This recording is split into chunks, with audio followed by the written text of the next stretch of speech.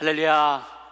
이 추수감사 주일에 예배에 참석하신 여러분 모두를 주님의 이름으로 축복하고 또 환영합니다. 좌우에 계신 분에게 인사 나눌까요? 추수감사절 축하합니다. 축복합니다.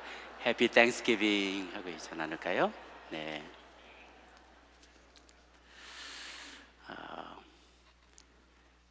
오늘 중요한 광고 말씀 좀 드리겠습니다. 오늘부터 저희가 그동안 좀 그렇게 섬겨드리지 못했는데 다시 저희들 팬데믹 좀 어느 정도 마무리가 되어져 가고 많은 성도님들이 참여하면서 우리 영어권에서 참여하시는 분들이 또 계세요. 그래서 저희가 오늘부터 2부 예배에 영어 통역 서비스를 다시 시작하기로 했습니다. 우리 최진호 집사님께서 저기 통역실에서 지금 안 보이시지만 안에서 이제 통역을 시작하셨어요. 그래서 2세 자녀들이나 타주에서 오시는 어떤 가족들이나 영어가 더 편하신 분들 2부 예배로 이렇게 소개를 주셔서 통역과 함께 예배를 잘 드리실 수 있도록 그렇게 안내해 주시기를 부탁드립니다. 오늘은 추수감사 주일이기 때문에 사도행전 잠시 멈추고 우리 주제 설교로 말씀 나누도록 할게요. 백만장제 고백이라는 제목으로 말씀을 나눕니다. 우리가 잘 아는 본문 말씀입니다.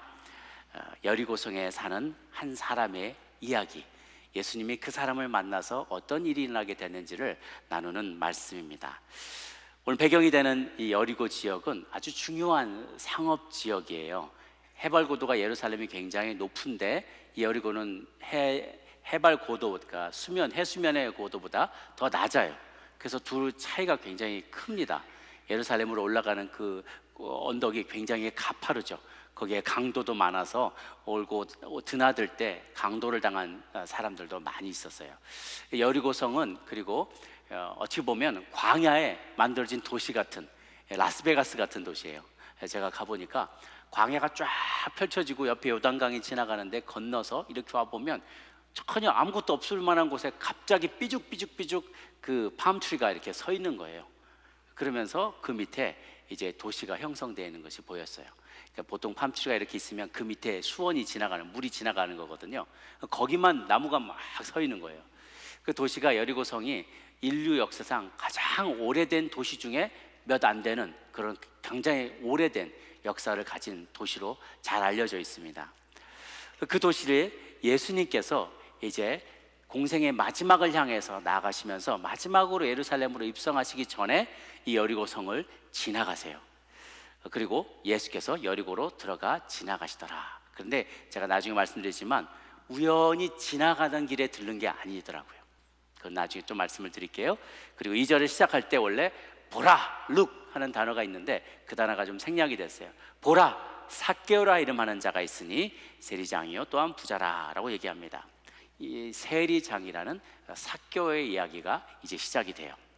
당시는 우리가 잘 아시다시피 이스라엘이 로마의 제국의 통치를 받던 시절이었죠. 로마 황제가 유대 땅을 통치할 때 가장 중요하다 생각하는 유다 나라, 유다 그 지역은 직할을 했어요. 직영을 했단 말이죠. 그래서 빌라도 총독을 보내서 직접 관할을 하게 했고 나머지는 헤롯 대왕의 사후에 있었던 세 아들에게 땅을 나눠줬어요. 그래서 분봉왕이라고 해서 각각의 왕이 3명의 왕이 있고 중심 지역에는 총독을 보내서 통치하게 했던 거죠.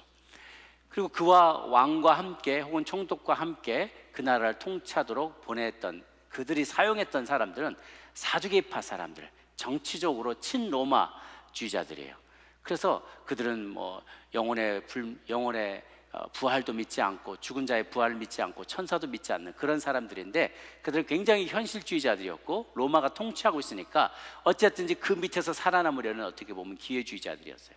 그들과 함께 또 손발을 맞췄던 사람들이 바로 세리들이었다는 거죠. 텍스 컬렉터들이었어요.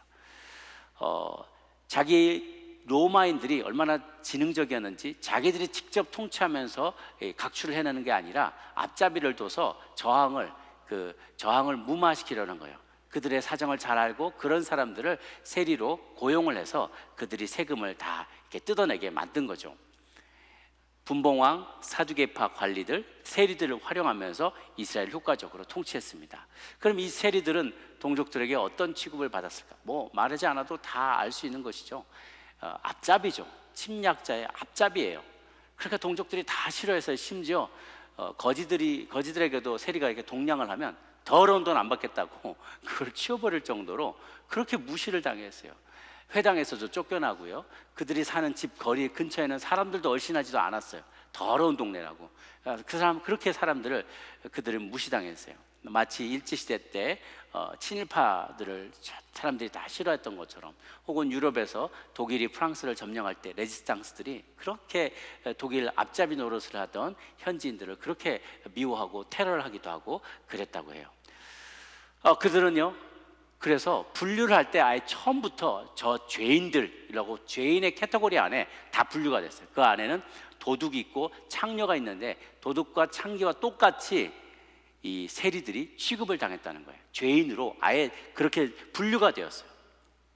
오늘 주인공인 삭개오는요, 그 중에서도 그냥 세리가 아니라 chief of tax collectors, 그 텍스 컬렉터들의 세리 등의 장이에요, 장. 그러니까 그는 더 많이 미움을 사는 사람이죠.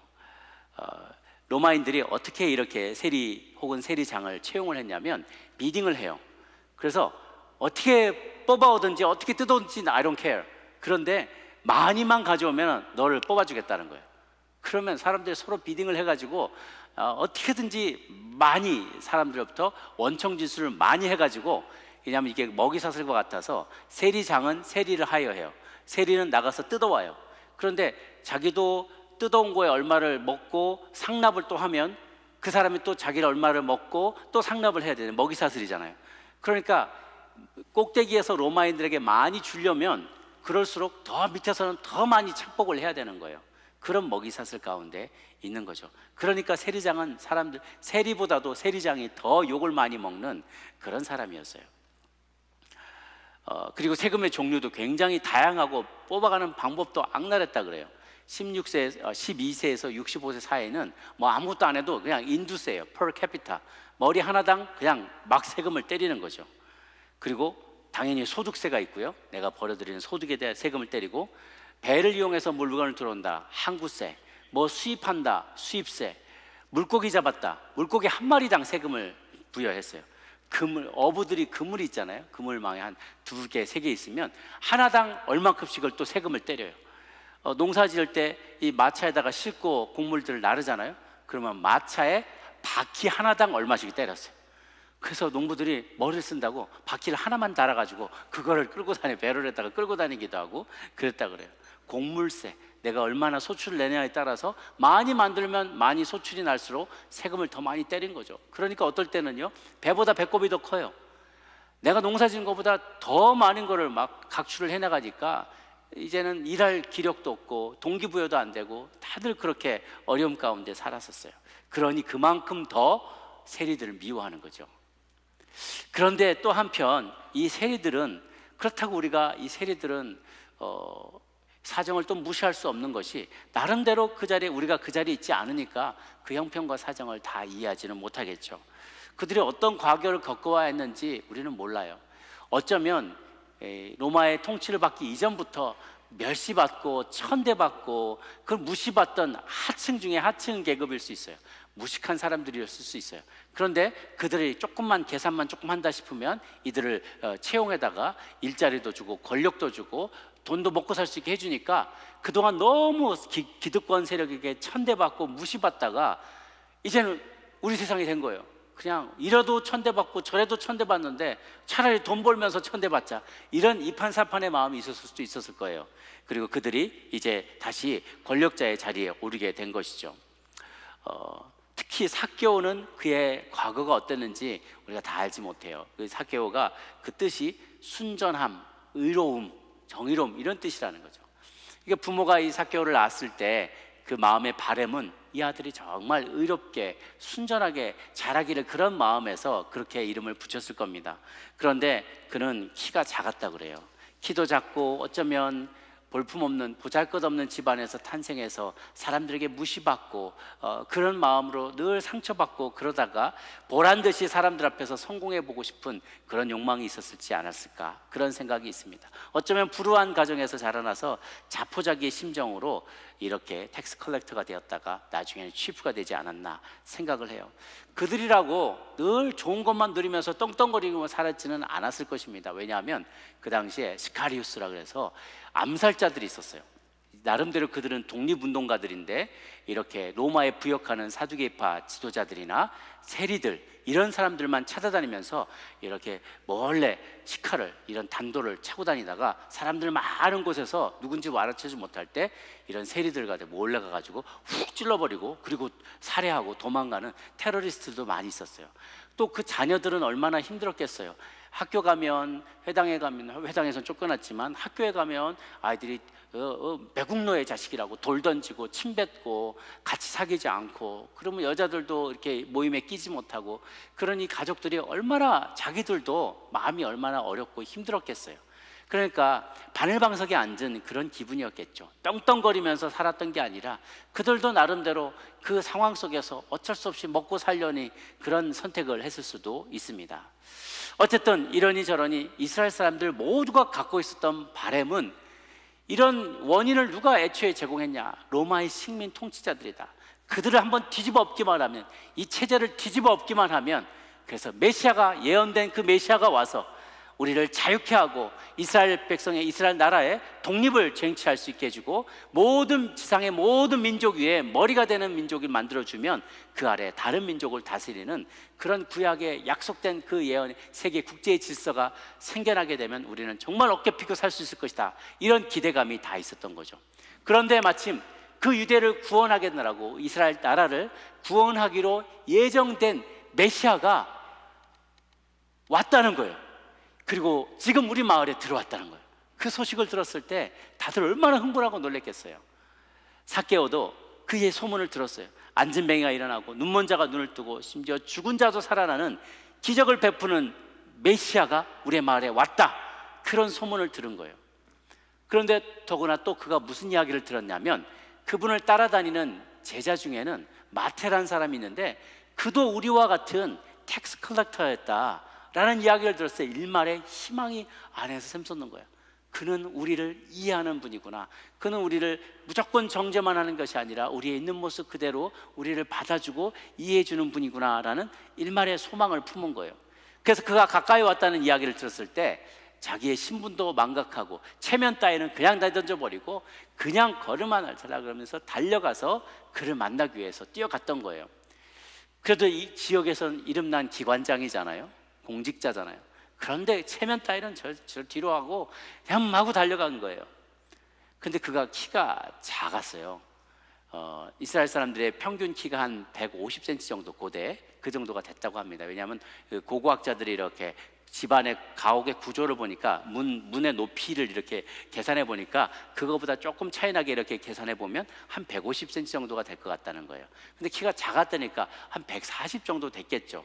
우리로 치면 뭐 중학생 키나 이 정도 되는 그런 키의 사람이다 보니까 아무리 이렇게 깨끗발을 해도 예수님이 어디 계신지 무슨 말씀하시는지 잘 안 보이는 거예요. 그래서 그가 결심을 합니다. 뛰어 올라가서 옆에 있던 돌 무화과 나무 위로 직접 뛰어 올라가요. 그만큼 그의 마음에 간절함이 있었던 거예요.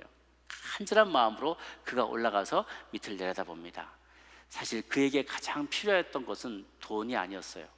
권력도 필요 없었어요. 그는 병든 사람도 아니었기 때문에 건강으로 병 낫게 해달라고 그런 소망도 있는 사람은 아니었어요. 그의 마음에 간절한 소망은 무엇이냐면, 누군가 자신이 처한 이 기가 막힌 상황을 그대로 이해해주고 자신을 있는 모습 그대로 받아줄 사람, 긍휼을 베풀어 줄 사람, 그런 존재를 간절히 찾아 헤맸던 거예요. 절실함이 있었던 거죠. 그런데 예수님이 밑으로 지나가시다가 돌무화과 나무 위에서 아래를 내려다보고 있는 삭개오와 눈이 딱 마주친 거예요. 그때 놀라운 일이 벌어졌어요. 처음 만난 예수님이 삭개오의 모든 것을 다 알고 있었던 거예요. 그의 직업과 그가 살아온 날들과 또 앞으로 살아갈 날들과 그가 내릴 선택을 다 알고 계셨어요. 여러분, 그런 분을 만나본 적이 있으십니까? 처음 만났는데 내에 대해서 한마디도 이야기하지 않고 소개한 적도 없는데 벌써 한눈만 딱 쳐다보고 내 모든 것을 알고 나의 아픔도 어려움도 그리고 허물도 다 알면서도 나를 무조건적으로 받아주시는 분, 무조건적으로 이해해 주시는 분, 나를 보듬어 주시는 분, 그런 분을 만나신 적이 있습니까? 5절 말씀을 한번 읽어보도록 할게요. 5절 시작. 예수께서 그곳에 이르사 쳐다보시고 이르시되 삭개오야 속히 내려오라. 네, 신기한 일이에요. 처음 만났어요. 예수님이 삭개오를 처음 만났고 삭개오도 예수님을 처음 봤어요. 그런데 예수님이 이미 그의 이름을 다 알고 있는 거예요. 삭개오야 내려오나. 얼마나 놀랐겠어요, 여러분. 처음 만났는데 누가 어떤 정말 성령 충만한 목사님이 오셨다고 그래서 소개해서 제 이름은 손정훈이냐 딱 하면 얼마나 깜짝 놀라겠어요. 그분이 나의 모든 것을 알고 계세요. 이름과 나의 과거와 현재와 미래까지 다 알고 계세요. 뿐만 아니라 내가 오늘 너희 집에 거하겠다 라고 얘기하시는 거예요. 예수님이요, 이전도 그렇고 이후로도 그렇고 전무후무한이래요. 초대받지 않았는데 내가 먼저 그 안에 너희 집에 거하겠다 라고 그 집에 이렇게 들어간 적이 없었어요. 예수님께서 먼저 그의 집에 가겠다, 들어가겠다고 얘기하세요. 그랬더니 그가 너무나 기쁜 나머지 당장 내려와서 예수님을 자기 집으로 모셔드리게 됩니다. 여러분 생각해 보세요. 메시아라고 다들 그를 추앙합니다.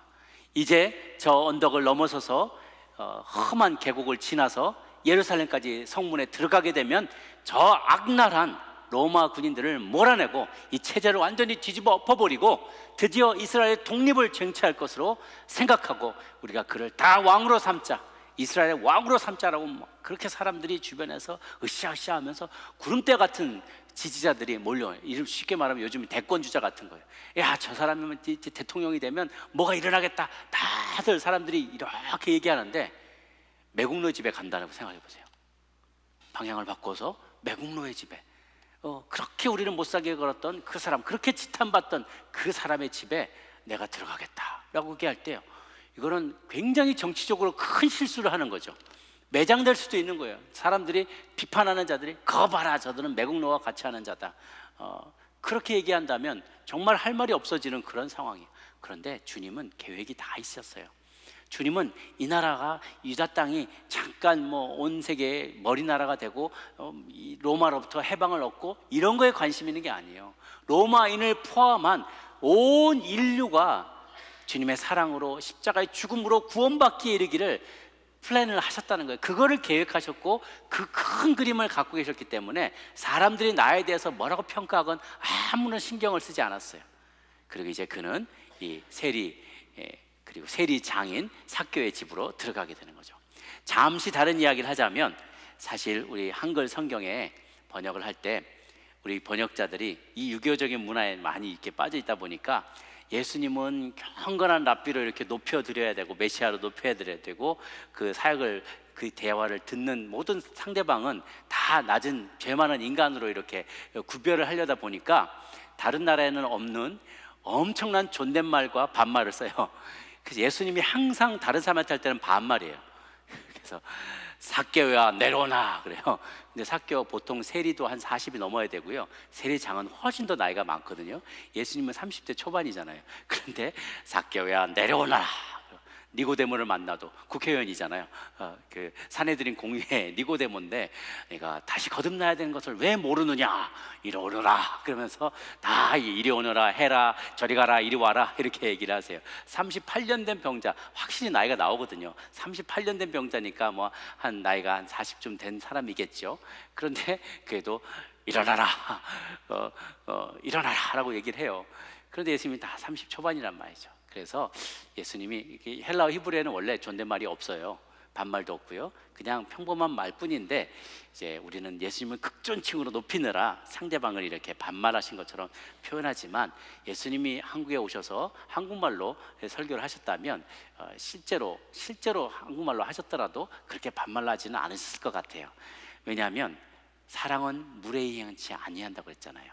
무리하지 않는다 그랬잖아요. 예수님은 아마도 이렇게 얘기하실 거예요. 삭개오 씨 잠깐 내려오시겠어요? 오늘 당신 집에 자고 싶습니다. 이렇게 키 작다고 세리라고 무시하지 않았다는 거예요. 제 말의 포인트를 아시겠죠?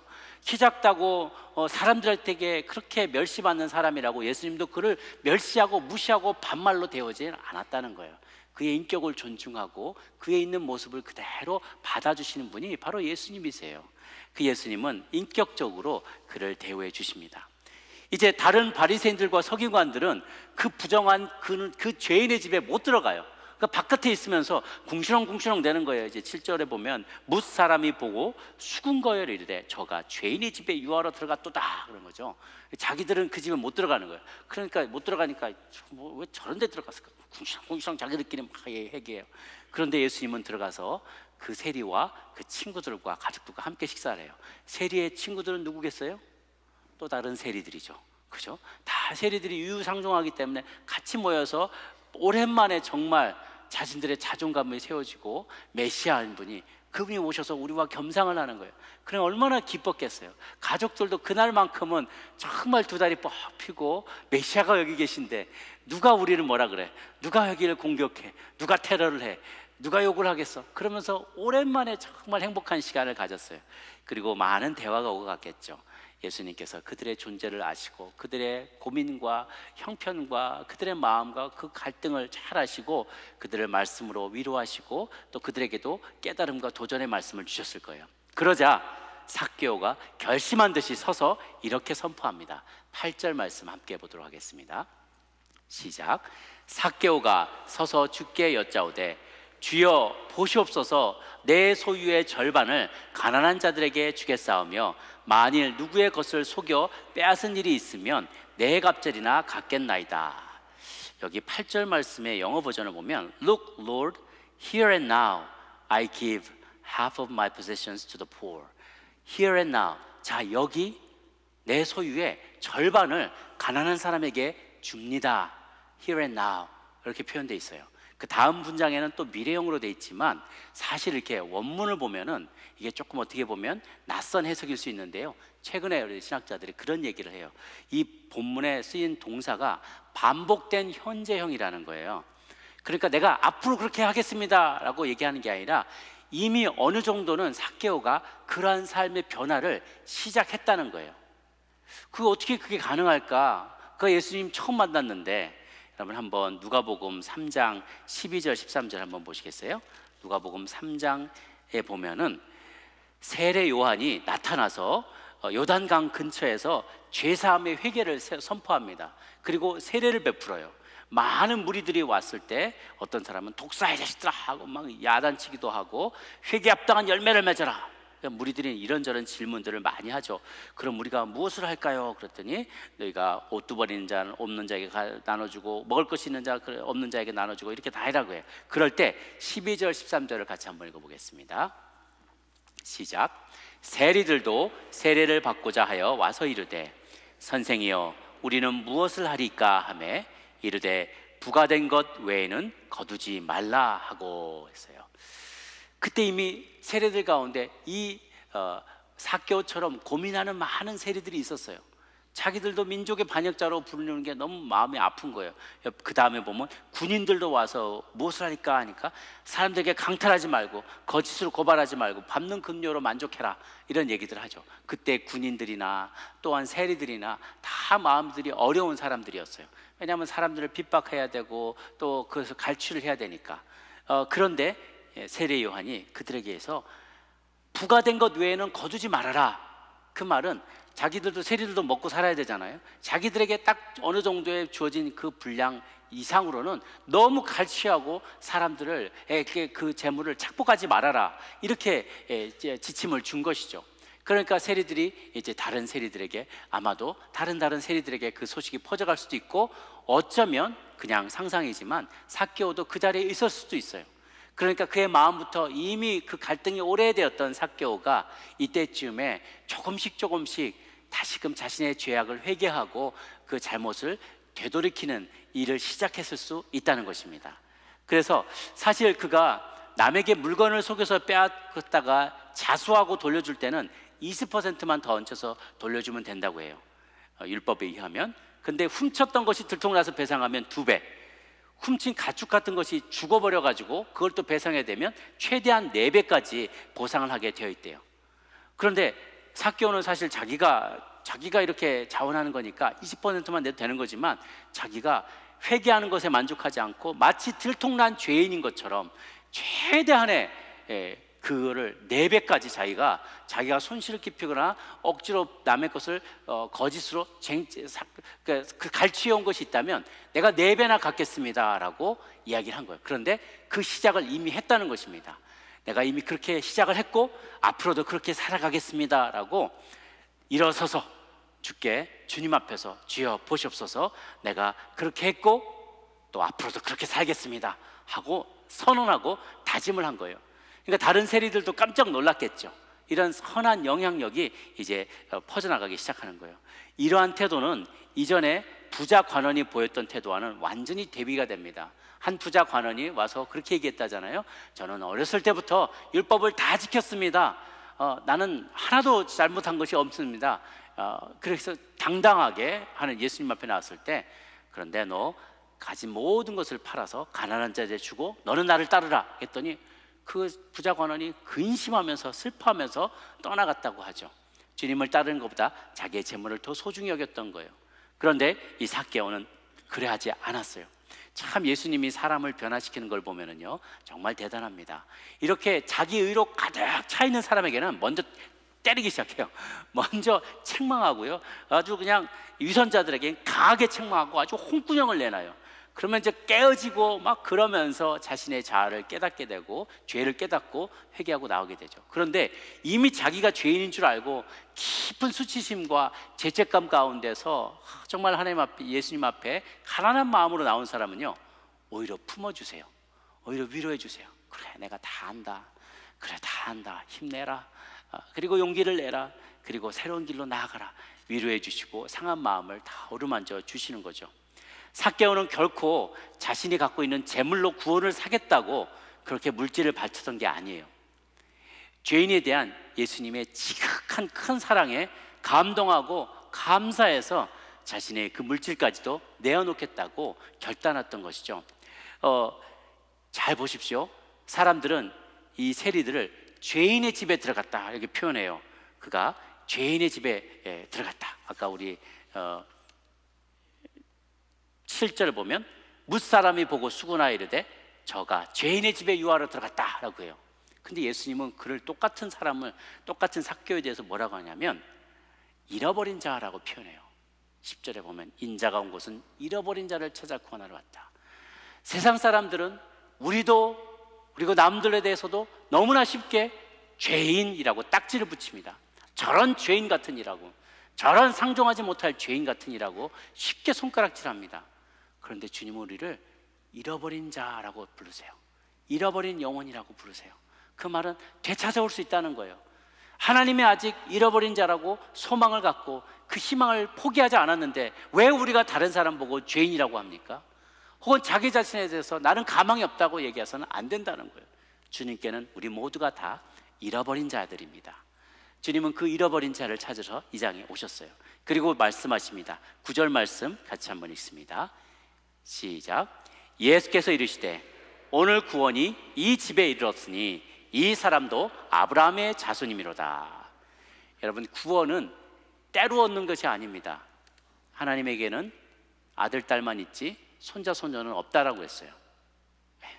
하나님 아버지라고 부를 수 있지만 하나님 할아버지라고 부를 수 없어요. 우리 아버지가 잘 믿으시니까, 우리 어머니가 잘 믿으셨고 우리 아버님이 목사님이니까 자동으로 하나님은 나의 할아버지가 되니까 나는 구원받는다, 이런 거 안 통한다는 거예요. 오로지 하나님에게는 아들, 딸만 있어요.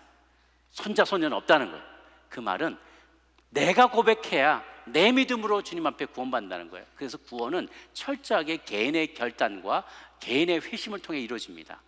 그 다음에 성숙은 공동체를 통해서 이루어지게 되는 것이죠. 그래서 이 가족이 다 같이 있다 할지라도 각자가 주님을 내 구주라고 고백하여야만 구원이 이르게 되는데, 여기서 구원이 이 집에 이르렀다라는 말은 가장이 이렇게 바뀌었을 때 가족들도 그 신앙의 영향을 받아서 함께 구원의 반열에 들게 될 것을 예언하신 말씀인 것이죠. 또 이제 너희가 이 사람도 아브라함의 자손이다라 말한 것은 그전에는 아브라함 자손이 아니었다는 말이 아니에요. 유대인이니까 아브라함의 자손이죠. 그런데 이제 회심함으로 진정으로 예수님을 믿고 나왔으니까 믿음의 조상 아브라함과 같은 믿음을 네가 보였기에 이제 너도 당신도 이제 구원받는 자로서 아브라함의 진정한 자손답게 구원받을 자가 될 것이다 라고 얘기합니다. 그리고 마지막 10절입니다. 인자가 온 것은 잃어버린 자를 찾아 구원하려 함이니라. 인자가 온 것은 정죄하게 온 것이 아니라 다들 다 지옥 자식이다라고 말하는 게 아니라 한 영혼이라도 더 잃어버린 자를 찾아내서 구원하려고 예수님께서 오셨다는 것입니다. 그 말씀은 이 만남조차도 여리고의 이 여정조차도 그저 우연히 일어난 것이 아니라 짐짓 마음속에 계획하시고 잃어버린 한 영혼을 구원하려고 이곳에 적극적으로 일부러 찾아오셨다는 것을 우리로 하여금 알게 됩니다. 사랑하는 여러분, 기구한 삶의 형편을 원망하면서 또 그렇게 살아가면서 인생 다 쓸데없다, 인생 다 무상하다라고 그렇게만 하소연하면 그 사람은 불교도예요. 사람이 그런 짓을 할 수가 있어. 사교, 세리, 아무리 삶이 어렵고 힘들더라도 사람이 살아가는 도리가 있지 말이지 어떻게 그렇게 악한 짓을 하며 사느냐고. 인간 됨됨이가 글러먹었다고, 사람의 도리를 다하지 못한 사람이라고 그를 비난하면 그런 유교도예요. 그런데 사개오나 우리나 모두 다 죄인입니다. 의로운 사람이 하나도 없습니다. 하지만 하늘의 하나님께서 우리 같은 죄인들에게 한량없는 은혜를 베풀어 주셨기 때문에 우리가 죄를 용서받고 또 영원한 생명도 얻게 되었습니다 라고 고백한다면 그것이야말로 복음이고 그것이야말로 기독교입니다. 어제 미랄 선교회에서 추수감사 예배가 있어서 다녀왔습니다. 고시영 목사님과 함께 또 우리 민한자 권사님과 우리 같이 하는 우리 여성 드림 예배 찬양팀이 또 같이 이렇게 가서 우리가 봉사하고 특성도 하고 또 말씀도 나누고 그렇게 했는데요. 제가 참 가서 제가 많이 은혜를 받았어요. 이 추수감사 예배를 드리는데요, 앞부분에 찬양하는 지체들이 정신지체 그리고 또 신체 부자들도 많이 있어요. 몸도 불편하고 정신도 온전하지 못하고 음도 별로 맞지가 않는데요, 온몸을 던져서 열정적으로 예배드리는 그 모습이 너무나 아름다운 거예요. 봉사자들도 같이 거기는 이제 비장애우라 그러는데, 비장애인, 저와 여러분들이 비장애인이죠. 장애우들이 찬양하는데 비장애우 봉사자들이 같이 옆에서 같이 이렇게 찬양을 하는데요, 이 친구들이 남의 눈 하나도 신경 안 쓰고 막 방방 뛰면서 찬양해요. Jesus is a superhero, Jesus is stronger than Spider-Man 그러면서 막 여러 그 가사도 재밌는 게 많더라고요. 그 가사를 부르면서 막 이렇게 막 춤을 추고 이렇게 찬양을 하는데요, 보고 있는데 사람인 제가 봐도 이렇게 흐뭇하고 너무나 감사한데 하나님이 보시면 얼마나 고마울까, 얼마나 이렇게 흐뭇할까 그런 생각이 들었어요.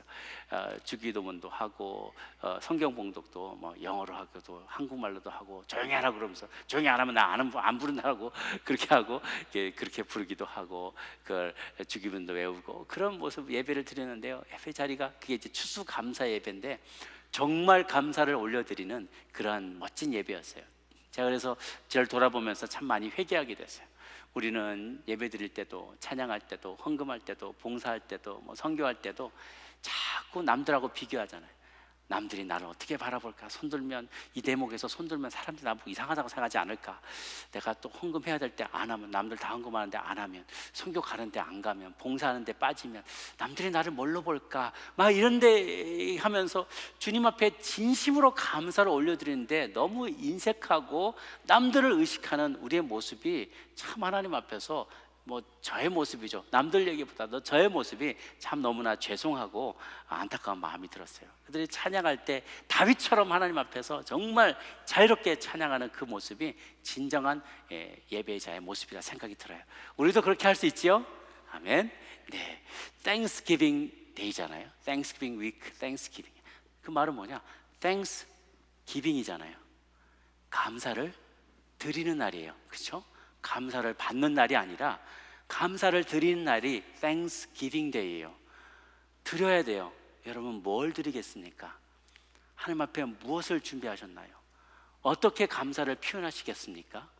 많은 것들이 있을 수 있습니다. 이날만 하라는 말도 아닙니다. 특별히 이 시즌에 이 시즌만이라도 잊지 않고 감사를 표현하고 감사를 드리라는 말이에요. 시편 50편 23절 말씀을 같이 한번 읽어볼까요? 시작.